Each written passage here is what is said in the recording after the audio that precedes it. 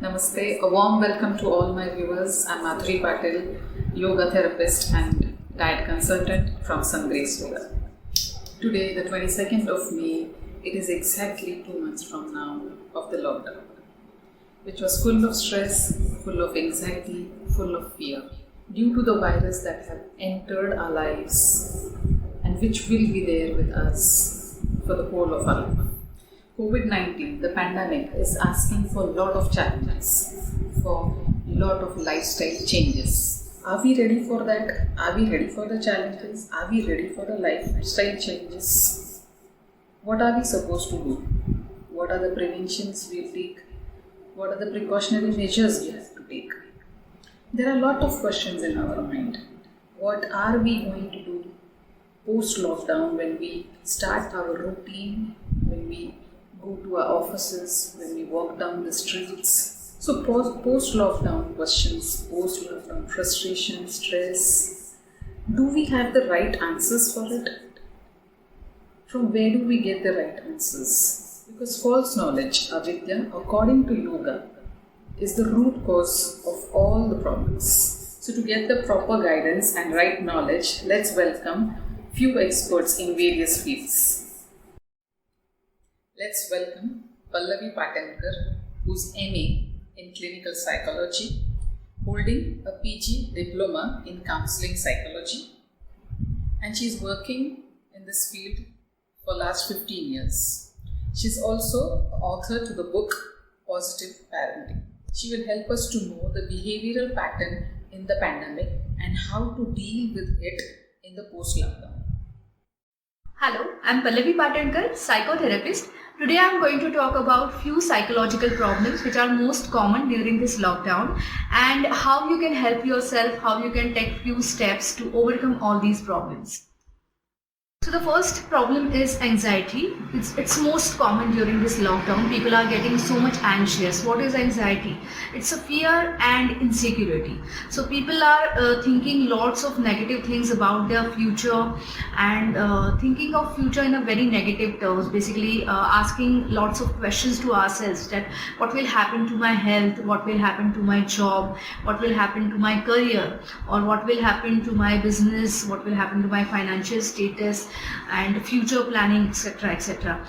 And you make lots of negative predictions and you assume that things are going to turn out in a very worst case scenario, and then you feel very much anxious. It ultimately starts affecting your physical state, increased heart rate, breathlessness and restlessness, etc.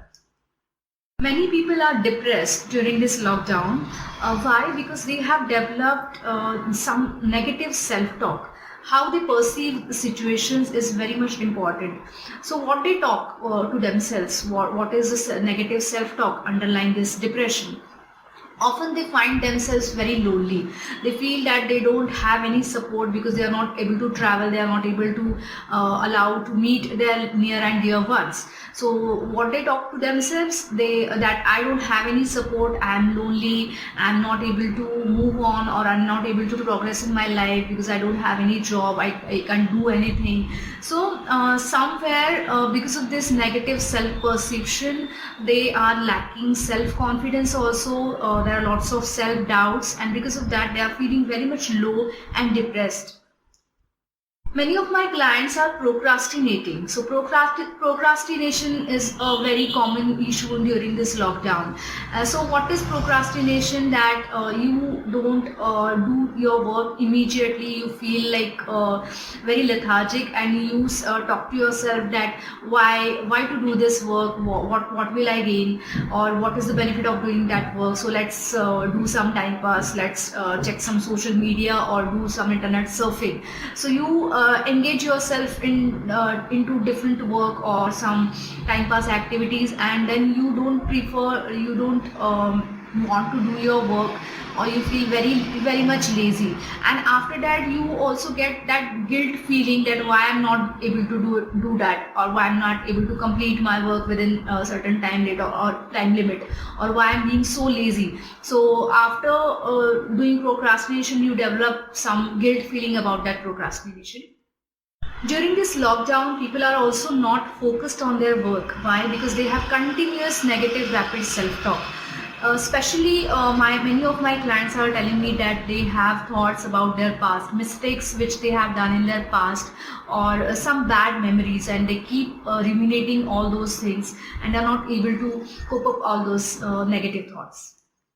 So what happens when you have depression, when you have anxiety, when you have so much negativity in your mind, you become so much emotionally unstable, overwhelmed, and you are not able to communicate well with your partner. Then ultimately it starts affecting your relationship. So there are lots of people who are finding their relationship in a very stormy situation. They are not able to communicate well with their partner. So these are psychological problems. Now we'll see what we can do, how you can help yourself, how you can overcome these problems. So the first step is identifying your negative self-talk. I gave examples of negative self-talk, so that way you can just write down your thoughts every day, and after 7-8 days you will discover a negative thought pattern. So some thoughts are there, some beliefs are there which are continuously, you are continuously repeating all those things, and that is making you more upset, disturbed. After identifying negative thoughts, what you can do, you can replace these negative thoughts with more logical and practical ones. इसकी क्या ज़रूरत होती है basically, क्योंकि हमारा एक negative जो self talk already बन चुका है, वो एक पॉजिटिव सेल्फ टॉक में, रियलिस्टिक सेल्फ टॉक में बदलना बहुत ज़्यादा ज़रूरी है. So what does it mean? It means that you need to think in a more rational and logical way. So it won't happen magically within 1 or 2 days. It's a gradual process. So how you can practice? You can write down logical statements, logical thoughts every day, at least 3 to 4 times a day. So what you can write? You just tell yourself or just write down that I accept the reality, because accepting reality is a first initial crucial step towards your recovery. And tell yourself that I can help myself. There are some things which are within my control. अभी तक corona से बचने के लिए जो जो चीज़ें हमें बताई गई हैं, अगर हम अच्छे से वो फॉलो करें तो बहुत ही कम चांसेस है कि हमें कोरोना हो जाए या फिर कुछ गंभीर परिस्थिति हमारे लाइफ में आ जाए.